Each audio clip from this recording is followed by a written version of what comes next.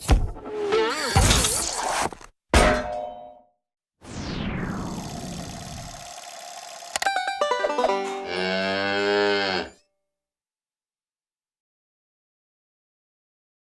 everybody, Kevin P. McAuliffe here, and I'm one of the senior editors at MyJo in Toronto, and I am back again with another quick tip. And this time we're going to take a look at a great quick tip for all of you AVID Media Composer users out there.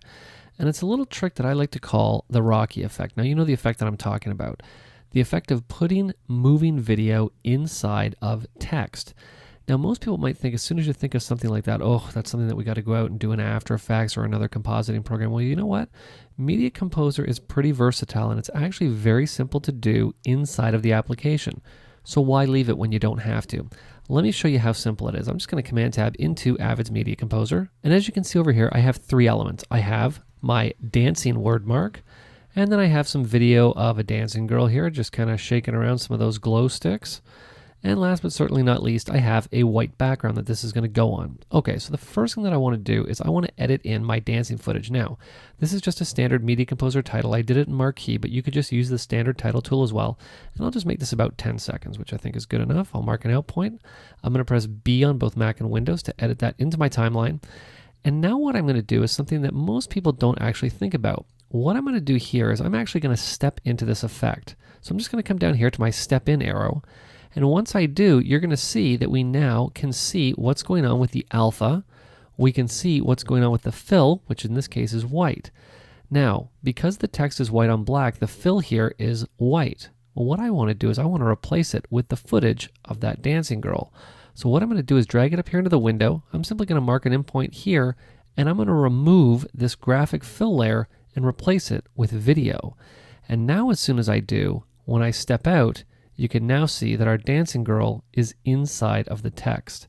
So you can see what might seem to be a very complicated effect is actually made very simple inside of AVID's Media Composer. Now I do want to show you one other thing. I'm just going to create a new video track by pressing Command and Y on the Mac, Control and Y on Windows. And we're just going to take this clip and we're just going to edit it onto that channel. And what I want to do is I want to put in my white background here just so that we can have our obviously dancing word mark on white. Because I do want to show you that if I come in here, you can see there we go. I want to make this stand out a little bit from the white background. So what I'm going to do is I'm going to go into effects mode. Now for me, effects mode is Shift and Y on my keyboard, or you can simply come up here to effects mode right here. What I'm going to do is I'm going to promote this title because remember, it's still a title. The only thing we've done is change the fill. I'm just going to promote this title to 3D. And now what I'm going to do is come up and put a little bit of a drop shadow on it, just like that. And you can see that we've now added a super extra layer of realism to this effect without actually having to leave the editing application at all. Now I could obviously take this if I wanted to, and have it come over here. And at this point, maybe what we'll do is, we'll just adjust the position off frame just like this. Let's not take it too far here. That's not too bad. And what we'll do down here at the end is we'll just do it the other way here. I'll just add a keyframe and we'll say plus 1041, just like that.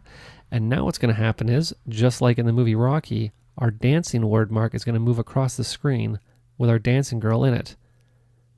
Like I said before, why need to go to Adobe's After Effects when you don't have to? So if you have any quick tips or questions, feel free to send them to me at kevinpmcauliffe@gmail.com. This has been Kevin P. McAuliffe. Thanks a lot for watching.